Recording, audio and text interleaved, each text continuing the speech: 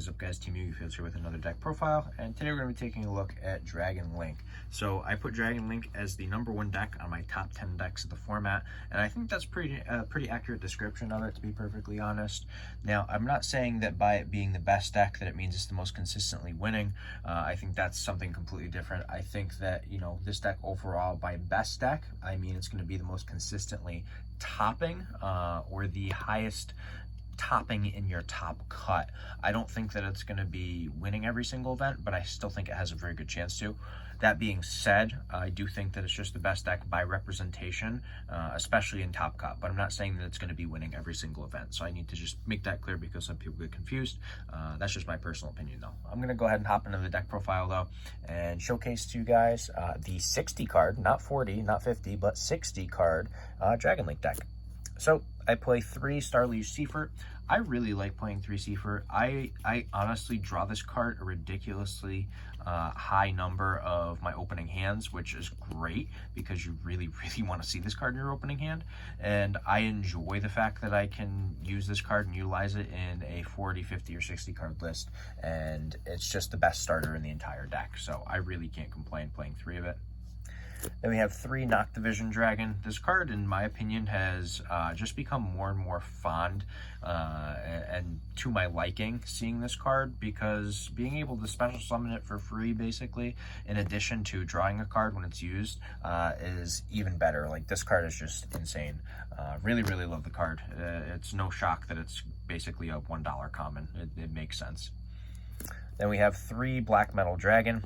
I think that the Black Metal Dragon is pretty necessary.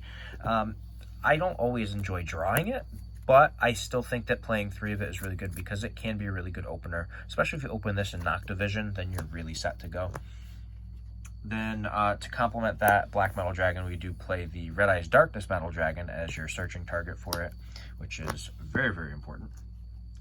Then for our rocket package, I went with 3 Tracer, which is pretty standard.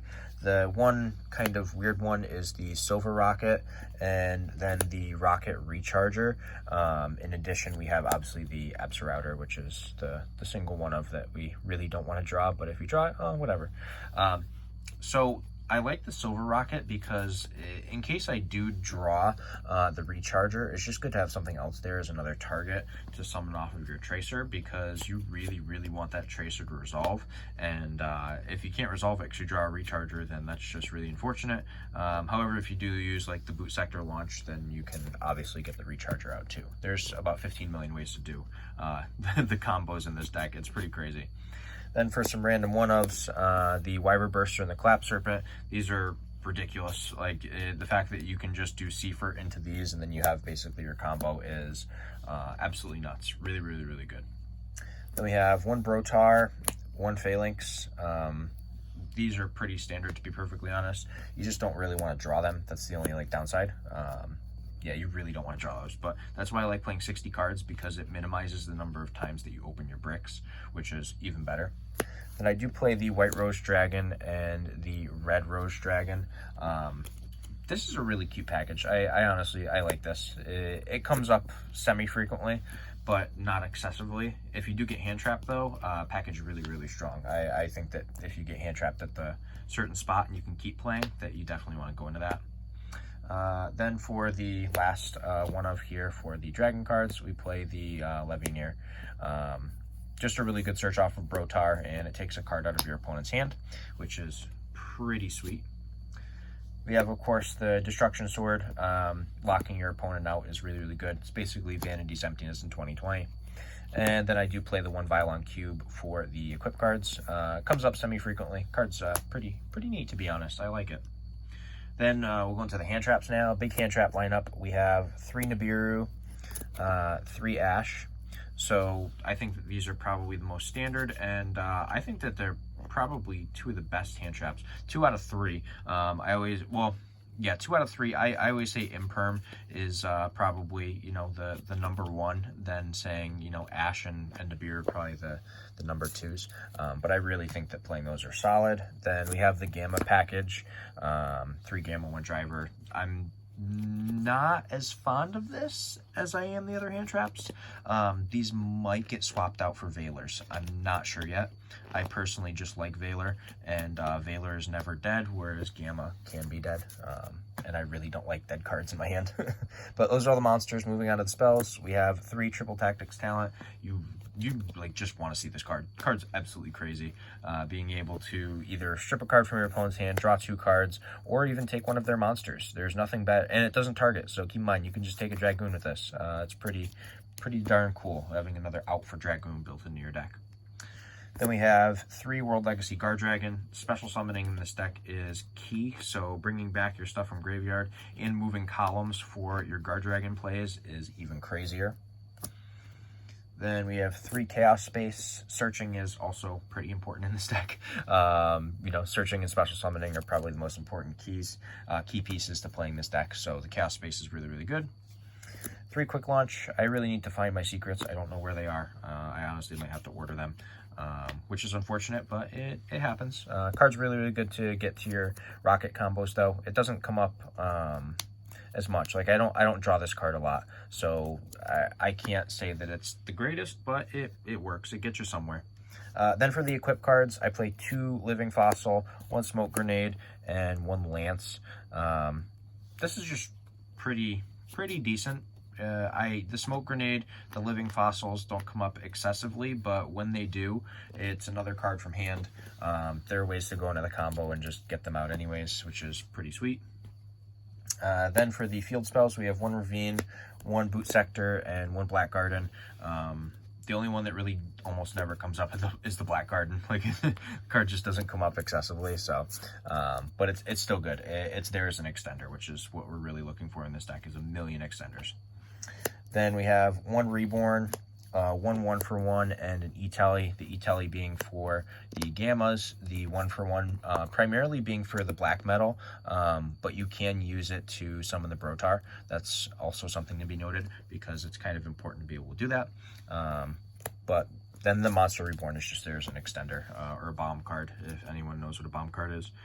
If not, do some research on competitive Yu-Gi-Oh! And you figure out what a bomb card is. Then we have 3 Imperm as the trap lineup. Nothing really crazy there. Just playing, 12 hand traps. And if you want to count the driver, then 13. But I really don't count the driver. The driver is a brick. It's just a brick. But moving on to the extra deck, we have 1 Link Cross. This is just for the combo, nothing really explained there.